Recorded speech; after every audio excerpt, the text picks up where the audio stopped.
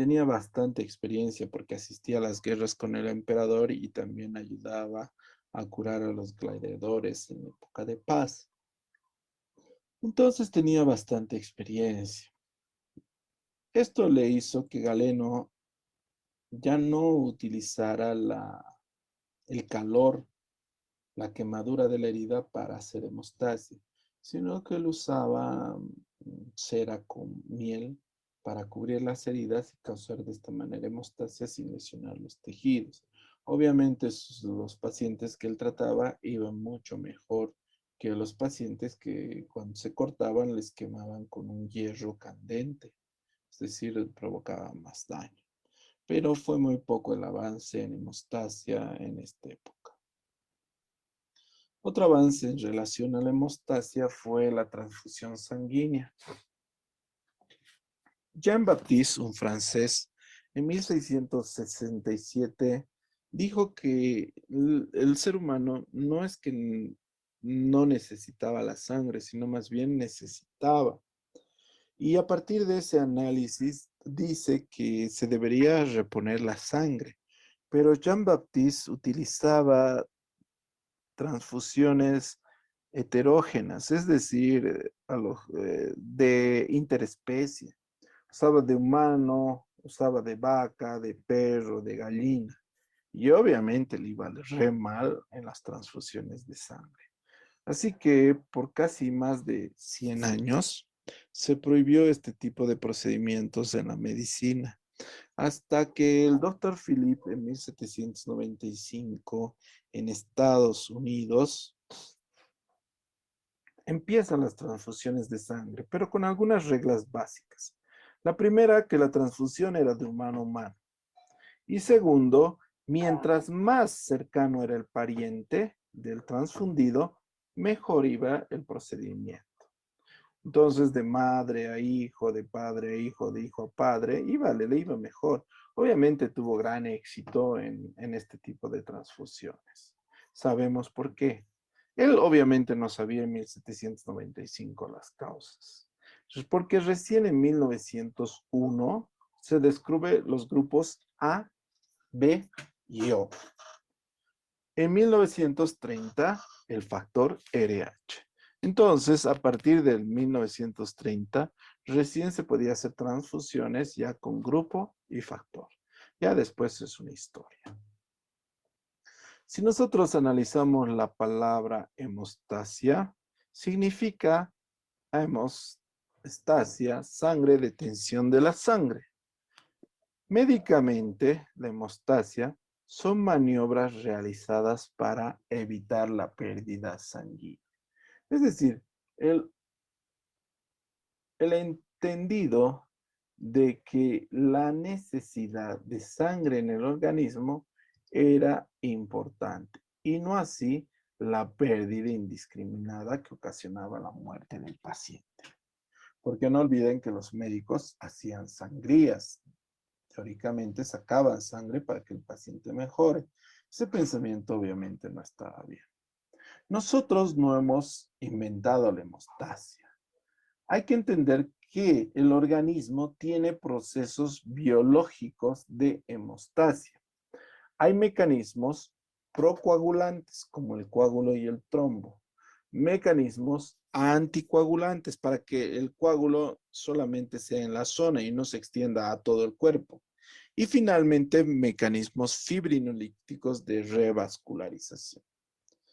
Esto quiere decir más o menos que nosotros tenemos acá un vaso.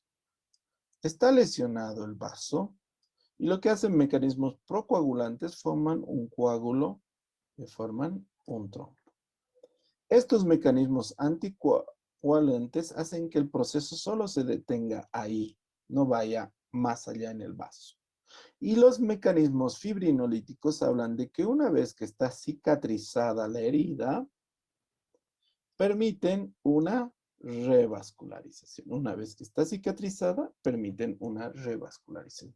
Entonces, la forma ideal es esa, que coagule, deje de sangrar, se limite la coagulación y finalmente, cuando se sane, se vuelvan los procesos fibrinolíticos. ¿Cuáles son los mecanismos procoagulantes? Hay una fase vascular. Cuando se descubre el colágeno, el endotelio, se liberan enzimas y factores quimiotácticos. Por favor, prendan sus cámaras o van a ir a la sala de espera. Activa la fase plaquetaria donde hay una adhesividad aumentada de las plaquetas. Se integran y forman un tapón plaquetario. En la fase de coagulación plasmática actúan los factores de coagulación a través de la ya conocida cascada de coagulación. La cascada de coagulación es lo que nosotros conocemos como vía intrínseca, vía extrínseca y común de la coagulación. Pero estas vías todavía no están bien estudiadas. Se ha hecho otro modelo de coagulación en base celular. Actualmente nos basamos todavía en esta vía porque no hay una respuesta adecuada al modelo de coagulación. Estos factores de coagulación son estos: el factor 1, fibrinógeno; 2, protrombina; 3, tromboplastina; 4, calcio; 5, proacelerina; 7, proconvertina; 8, antihemofílico, factor von Willebrand; 9, factor antihemofílico; 10, factor de Stuart; 11, precursor de tromboplastina; 12, factor de Hagemann; y finalmente el 13, el factor estabilizante de fibrina. Estos son factores de coagulación, pero tienen que tener en cuenta que estos factores actúan para formar el trombo, pero son finitos, quiere decir que se acaban. Si uno sangra, coagula, sangra, coagula, sangra, coagula mucho, al final la sangre sale como agua y no haya más factores de coagulación para que coagule. Por eso no se debe dejar sangrar de forma indiscriminada, porque los factores de coagulación son finitos y un momento que se acaben ya no hay más. Estos factores de coagulación forman parte de la cascada de coagulación, que se denomina vía intrínseca, vía extrínseca y vía común. Hay otra explicación de los factores de coagulación en base a un modelo celular que tiene una fase inicial, una fase de amplificación y una fase de propagación. Ninguna de estas dos explica todos los procesos de coagulación. Es por eso que nos quedamos con el modelo clásico de vía intrínseca y vía extrínseca. Una vez que coagula, y está el coágulo ya cicatrizado, deben usar mecanismos anticoagulantes para limitar, es decir, para que no se extienda el coágulo. Y se usa antitombina 3, complejo de la proteína C, inhibidor de la vía del factor tisular. Y finalmente, cuando termina todo, se revasculariza ese vaso con el activador tisular del plasmino. Entonces, un modelo perfecto. Coagulación, se detiene y se reperfunde. Eso hace el organismo. Obviamente, nosotros podemos intervenir en eso, no, pero podemos controlar de que se haga bien a través de exámenes de laboratorio. Por ejemplo, solicitamos recuento plaquetario, que tiene que estar normal. Tiempo de sangría, tiempo de protrombina, índice internacional randomizado, tiempo parcial de tromboplastina, tiempo de protrombina y tiempo de fibrinógeno. Estos exámenes nos permiten analizar la evolución adecuada de la coagulación. Si existe un aumento del tiempo parcial de tromboplastina activada por encima de 40 segundos, es una falla de la vía intrínseca. Secundaria, normalmente a hemofilia A o B, a enfermedad de von Willebrand o déficit de factor 11 y 12. Si hay tiempo de protrombina elevado, es trastorno de la vía extrínseca y es secundario a cumarínicos, es decir, a warfarina, toma warfarina, tiene hepatopatía o déficit de vitamina K. Si hay un déficit de tiempo de protrombina y tiempo parcial de tromboplastina activada, lo más probable es que sea un déficit de vitamina K severo y una hepatopatía grave, es decir, cualquiera de estos dos da esto. La vía final está valorada por el tiempo de trombina. Solamente se altera si el paciente tiene coagulación intravascular diseminada o está recibiendo heparina. Entonces, eso hay que memorizar. ¿Dudas?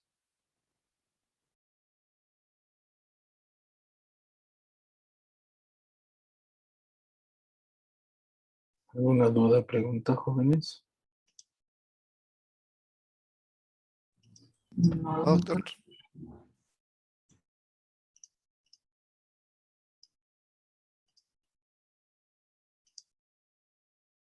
Revasculariza el vaso. Lamentablemente, esta capacidad hemostática del organismo tiene límites, es decir, tiene una capacidad máxima. No, y ahí es donde entramos nosotros, donde nuestros objetivos para hacer hemostasia primero es evitar la pérdida de sangre. Nosotros ya hemos comprendido que la sangre es fundamental para la vida del paciente, por lo tanto no la tenemos que desperdiciar. Segundo, mantener un campo operatorio limpio. Si yo que estoy operando, debe haber un campo operatorio limpio. Y tercero, evitar la formación de hematomas. Un hematoma en la herida, en la operación, es proclive a infectarse fácilmente. Entonces, no importa cuán bien operas, si vos dejas sangre ahí, lo más probable es que se colonice de bacterias y tengamos problemas más adelante.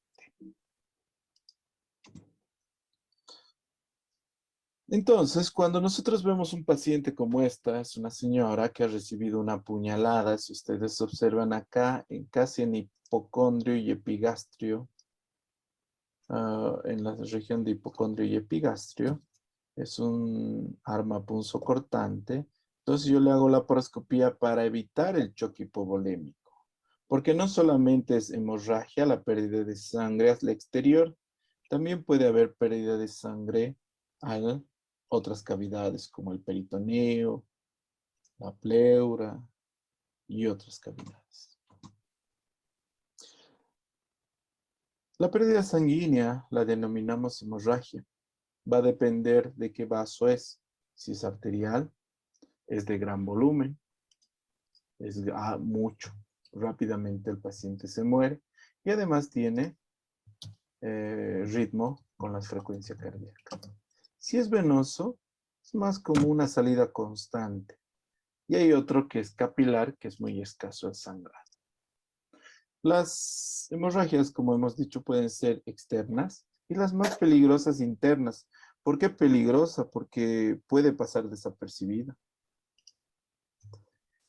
De acuerdo al tiempo de aparición, puede ser inmediata o mediata, es decir, ese rato o después.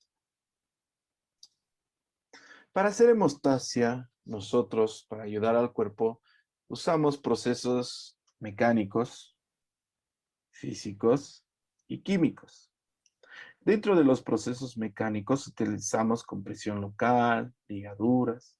Entre los agentes físicos utilizamos coagulación eléctrica, láser. Dentro de los agentes químicos usamos Surgicel, Gelfond, selio de fibrina y cianoacrilatos. De acuerdo a nuestro conocimiento, los hemostáticos pueden dividirse en dos tipos, temporarios y definitivos, es decir, los que hacen hemostasia temporaria y los que hacen hemostasia transitoria. La hemostasia temporaria se puede lograr gracias a este manguito neumático. Es más o menos funciona como un torniquete, pero la desventaja de este manguito neumático es que podemos medir la presión a la cual estamos comprimiendo, sin que esta presión sea excesiva y dañe nervios. Entonces, se utiliza estos manguitos en la raíz de los miembros, en el miembro superior y en el miembro inferior. Esto evita que llegue sangre a ese miembro. Esto no solamente se utiliza para hemostasia, sino, por ejemplo, en una cirugía traumatológica, que no quieren que sangre, utilizan este manguito. Entonces son cirugías en blanco. ¿Cuánto tiempo puede permanecer el manguito? 90 minutos. Si vos quieres seguir utilizando, tienes que reperfundir 15 minutos y puedes operar por otros 45 minutos. Porque si no, se van a dañar también las estructuras sin recibir sangre. Los torniquetes solamente para extremidades muy distales y por tiempos muy cortos. La presión no tiene que ser muy alta. El torniquete está contraindicado porque lesiona los nervios. Entonces puedes ocasionar una lesión nerviosa al intentar parar el sangrado. También hemostasia puede ser posicional. Si sangran los miembros inferiores y tú pones los miembros inferiores por encima del corazón, para el sangrado. Es por gravedad. Entonces podemos ayudar. Podemos hacer hemostasia con hipotensores periféricos, nifedipina.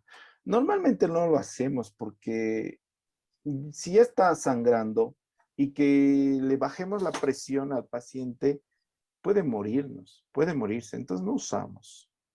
Pero sí usamos vasoconstrictores de acción local, como por ejemplo la adrenalina, la vasopresina, utilizamos. Por ejemplo, cuando hay una hemorragia de varices esofágicas, tú entras al esófago y puncionas alrededor de la varice esofágica, puncionas adrenalina. Y con eso se evita el sangrado. Podemos hacer hemostasia temporaria mediante compresiones. Podemos combinar compresión y posición. Miren, estamos comprimiendo y hemos elevado el miembro. Entonces podemos utilizar dos. Podemos utilizar compresión, vendaje y posición. Es decir, depende de la gravedad del cuadro. Depende de lo que tú quieras hacer. Puedes hacer compresión, posición y además vendaje. Una de las hemorragias más comunes es la epistaxis, es decir, la salida de sangre a través de las fosas nasales. En este caso no está bien apretado. Normalmente tienes que apretar de arriba hacia abajo y lo más cerca del hueso propio de nariz. Así se aprieta. Y eso hace una buena hemostasia. Pero si no para el sangrado de nariz, especialmente en personas mayores o en personas que tienen la nariz muy alta, muy grande, se tiene que realizar taponamiento anterior. Si ustedes ven en este taponamiento anterior, es el mismo paciente. El 1 y el 2 es el mismo paciente. Entonces aquí le ponemos número 1 y aquí le ponemos número 2. ¿Cuál de los dos creen que he hecho yo? Uno ha hecho el interno y otro ha hecho el docente. Los dos. ¿El segundo, doctor? Sí, porque está más limpio, ¿no? Y además ha llorado. En el primero está irregular y no ha llorado. Entonces, cuando hagas un taponamiento, tienes que hacerlo bien. Sí molesta, obviamente, en la nariz, pero no hay nada que hacer. Tienes que, si no lo puedes hacer bien, mejor pásale a tu compañero que lo haga fuerte. Entonces tenemos que garantizar de que ya no sangre, ¿no? Miren, aquí no está sangrando. Aquí todavía sigue sangrando, incluso por la boca se ve el sangrado. Entonces un poquito de paciencia y avisarle al paciente que sí molesta bastante. Hay algunos pacientes que no toleran, incluso cuando son muy sensibles a estos, es mejor decirles que lo firmen en la historia clínica, que les has avisado que le va a doler, le va a molestar y que es la única manera de que pueda calmar. ¿Ya? Sigamos.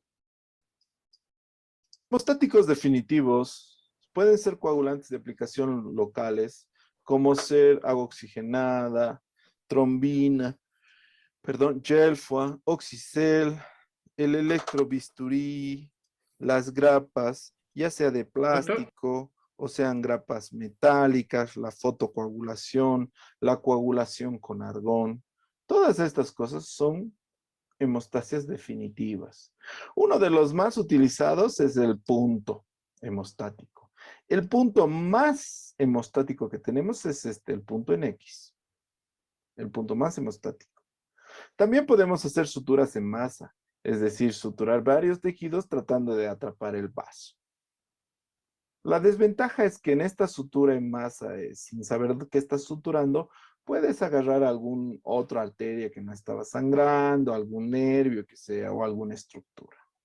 Pero todos estos son hemostáticos definitivos. Los hemostáticos químicos son el Gelfand y el Jurcicel, que normalmente utilizamos por contacto. Cuando sangra mucho un tejido, ponemos Gelfand, que es una gelatina, y se pone encima del sangrado. Este se adhiere y se forma un coágulo sobre este. Entonces, son hemostáticos definitivos.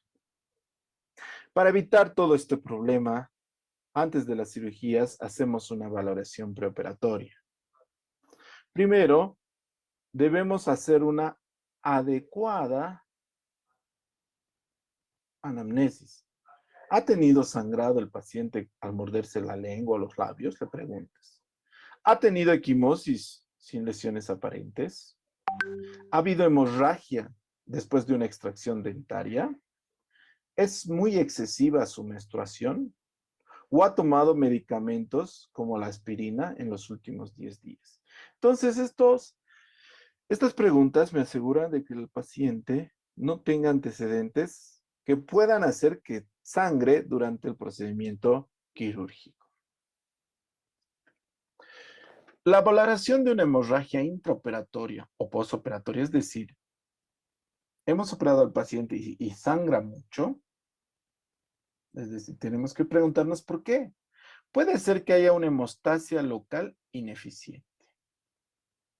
Puede haber complicaciones si le hemos transfundido de sangre.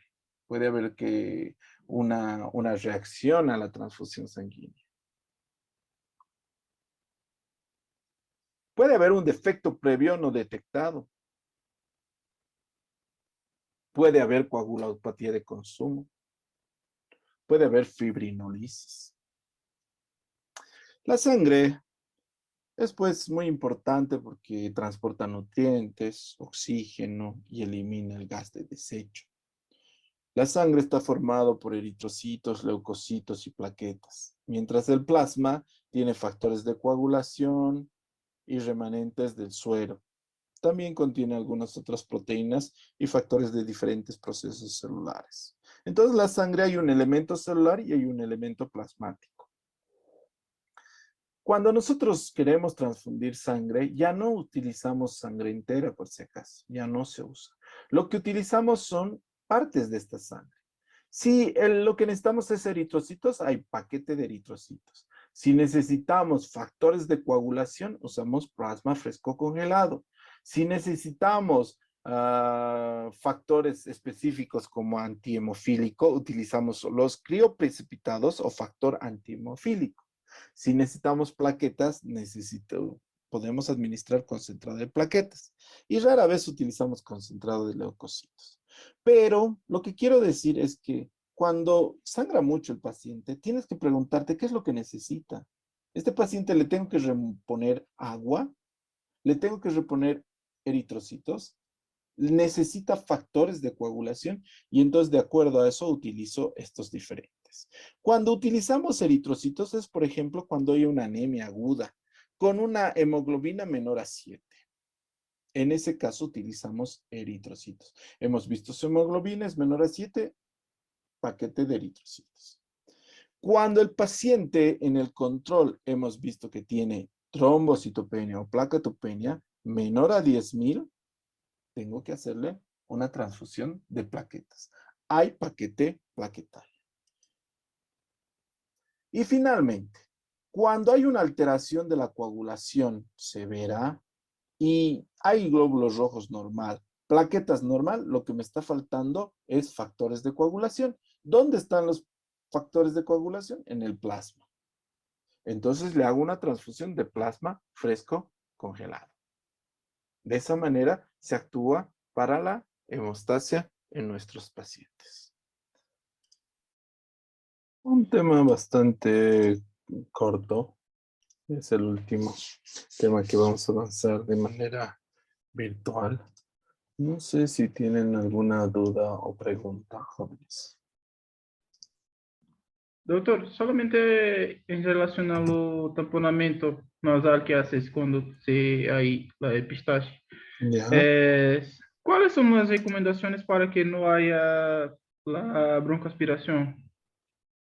No habría. Mira, cuando normalmente lo hacemos en posición de Fowler, semisentado, ¿no?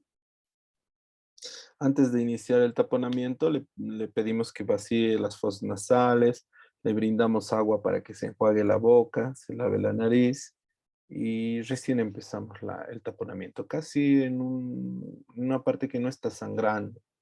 Es decir, hay sangrado, pero no está acumulado en la nariz ni en la boca. De esa manera no se broncoaspiraría el paciente. ¿Ya? Ya, gracias. Pongan sus nombres, por favor, en la plataforma, en el chat.